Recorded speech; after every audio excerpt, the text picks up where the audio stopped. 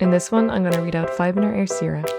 Make sure to listen to this or download it if you want to study while you're on the go or just to understand how the words should sound. Pictiúr a hain. Lá amháin síon clownaí húma síos le chéile tar éis an den éir.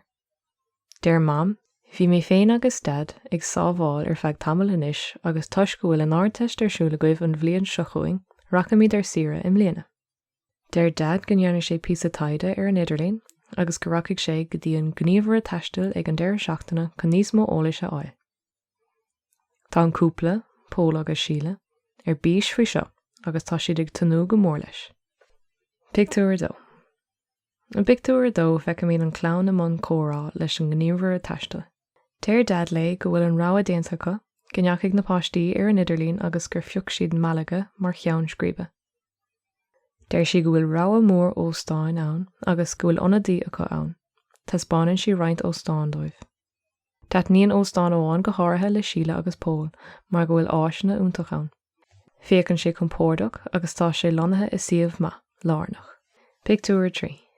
Sa pictiúr seo sruiseann an chlawn ar Fort Malaga agus chuireann an tonadaí taistil fáilte rompa. Tugann sé iver fóin dóibh agus deir sé leo gléocha chur air mar tá aon aibecha. Tá scetamíní an dahan ar an gclown a bheith ann faoi dheire. Tá an rian ag scuilte na gluc agus tá an chlawn ag caithfh a spéaclaí gréine toisc go bhfuil an aimsir chomh deas. Pictiúr a 4. Téann muintir í húma go dtí an óstáin dar bannam Hotel Sal. Tá úna agus déisiúnartha mar tá an seomra go hangis agus go thomláin bonós ceann. Is léir nach raibh sé glánta ar feadh tamil agus níl an labba déanta fiú. Téann an tathair go dtí an fáilteoir chun gearán a dhéanamh faoi crá an tomra. Deir sé go bhfuil fánathar fannacht an óstáin eile.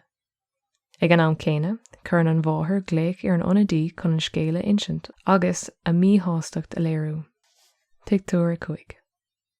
I pictiúr 5 feicim míad muintir í húma i mbun córá leis an ionadaí taistil arís. Gabhann sé le scéal faoin óstáin agus míonn sé go bhfuil stailc ar siúil faoi láthair agus gur bééis sin an fá nach raibh an seomra glán. Galann sé dóibh go bhainfidh siad an óstáin nua dar bannam Salas Central atá is siomh níos fearr agus bheidh úscrádú ar an seomra chuma. Sa pictiúr deirnach feictear an chlawn ag ligannta scíthe ar thaobh na ling snáibhe ag an óstáin nua. Níl cíos cás ná cathú ortha agus is lá bra brochalach é. Tá siad lán sástal ó féin inis, agus caitheann siad an lár fad ag súna na gréine agus ag snábh. Smaoiníonn dad gur fíor an seanachil is sáil chun ré nach séadan maith do rinne éigean.